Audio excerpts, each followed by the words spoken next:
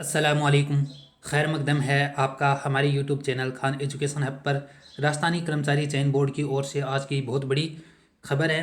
आज दिनांक 18 मार्च 2023 को राजस्थानी कर्मचारी चयन बोर्ड ने रिट मेंस एग्ज़ाम के लिए जो एग्ज़ाम हुई थी उसकी आंसर अपनी वेबसाइट पर अपलोड कर दी गई है।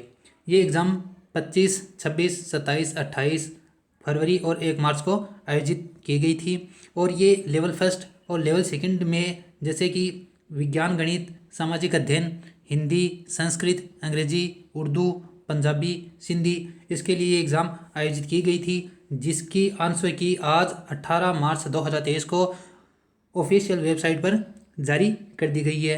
ये जो आंसर की है ये बोर्ड के द्वारा जो पेपर अपलोड किए गए हैं उन्हीं के अनुसार ये की है।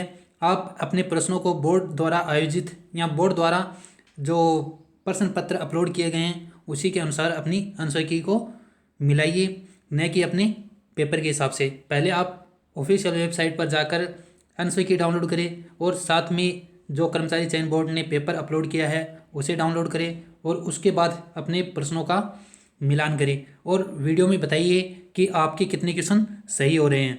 वीडियो देखने के लिए थैंक यू।